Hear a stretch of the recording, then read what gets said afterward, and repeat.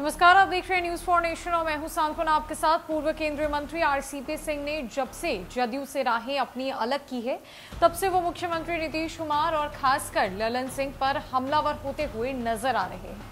इतना ही नहीं, उन्होंने तो अपने सबसे पहले बयान में ये भी कहा था कि मुख्यमंत्री नीतीश कुमार 7 जन्मों में भी कभी प्रधानमंत्री नहीं बन सकते हैं, सिर्फ सपना देखने से कुछ भी नहीं होता। आरसीपी सिंह आए दिन ये कहते रहते हैं कि मुख्यमंत्री नीतीश कुमार और ललन सिंह की औकात उनके सामने कुछ भी नहीं है। वो पढ़ लिख कर यहाँ तक पहुंचे हैं, उन्होंने काफी संघर्ष किया है।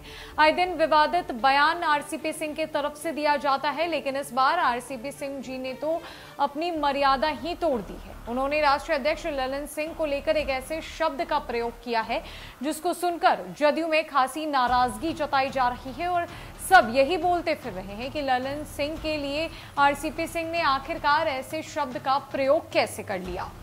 दरअसल जदयू के पूर्व राष्ट्रीय अध्यक्ष और पूर्व केंद्रीय मंत्री आरसीपी सिंह ने सीएम नीतीश कुमार और राष्ट्रीय अध्यक्ष ललन सिंह पर एक बार फिर जोरदार हमला किया है। साथ ही केंद्रीय गृह मंत्री अमित शाह से ललन सिंह की तुलना के सवाल पर वे भी शब्दों की मर्यादा भूल गए, ललन सिंह को गड्ढा बता दिया।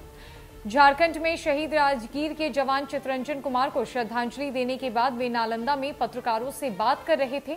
इस दौरान उन्होंने केंद्र सरकार की जमकर सराहना की। बताते चले कि सीएम नीतीश कुमार के दिल्ली दौरे पर तंज कसते हुए उन्होंने कहा कि इन्हें अब बिहार की चिंता ही नहीं है। बिहार की स्थिति क्या से क्या हो गई है ये सभी देख रहे हैं। जब से महागठबंधन की सरकार आई है, लोग खुद को असुरक्षित महसूस कर रहे हैं। सरेआम हत्याएं हो रही हैं, थाने में डीएसपी को धमकाया जाता है। इनकी जीरो टॉलरेंस की बात पूरी तरीके से खोखली है।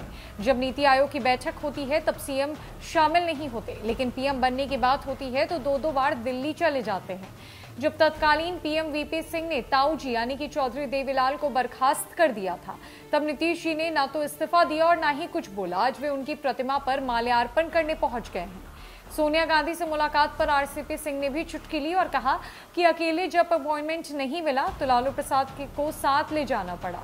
विपक्षी एकता को मजबूत करने में वे बिल्कुल कामयाब नहीं होंगे, क्योंकि उन पर भरोसा किसी को नहीं रहा। यूपी के फुलपुर से चुनाव लड़ने की बाबत पूछे गए सवाल पर आरसीपी सिंह ने कहा कि बिहार में भी तो कई जिले में पटेल समाज के लोग हैं, पहले वहां तो जीत कर दिखाए ना। हरियाणा में विपक्षी एकता रैली को भी उन्होंने फ्लॉप बताया।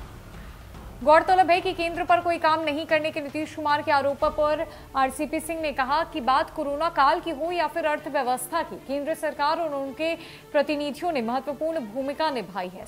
सीमांचल के केंद्रीय गृह मंत्री अमित शाह के कार्यक्रम पर जदयू अध्यक्ष ललन सिंह की टिप्पणी पर आरसीपी सिंह ने कहा, तुलना तो बराबर वालों में होती है। कहाँ अमित शाह और कहाँ ये। अमित शाह समुद्र है जिसमें नदियों का पानी मिलता है, लेकिन ये गड्ढा है जिसमें गटर का गंदा पानी गिरता है। आरसीपी सिंह ने इस बार हद कर दी है। उन्होंने जदयू के राष्ट्रीय अध्यक्ष ललन सिंह को एक गड्ढा बताया है और कहा है कि ललन सिंह एक ऐसे गड्ढे हैं जिसमें गटर का गंदा पानी गिरता है। ललन सिंह क्या सोचकर खुद की तुलना अमित शाह से कर रहे हैं। कहाँ अमित शाह है और कहाँ वो खुद। अमित शाह एक समुद्र है जिसमें कई नदियों का पानी मिलता है, लेकिन ललन सिंह तो मात्र एक गड्ढा है। आरसीपी सिंह के द्वारा दिए गए इस बयान के बाद जदयू ने साफ साफ कहा है कि आरसीपी सिंह अपनी मर्यादा भूल चुके हैं। उन्होंने अपनी मर्यादा तोड़कर ऐसा बयान दिया है जो कि बिल्कुल शोभा नहीं देता। अब देखना इस पर यह है कि ललन सिंह की तरफ से आरसीपी सिंह को लेकर क्या प्रतिक्रिया सामने आती है। आरसीपी सिंह ने ललन सिंह को गड्ढा बता दिया है, तो अब ललन सिंह आरसीपी सिंह को क्या बताते हैं। फिलहाल के लिए इस अपडेट्स में इतना ही है। ना कई अपडेट्स के लिए हमारे साथ बनी रही न्यूज फॉर नेशन में। नमस्कार।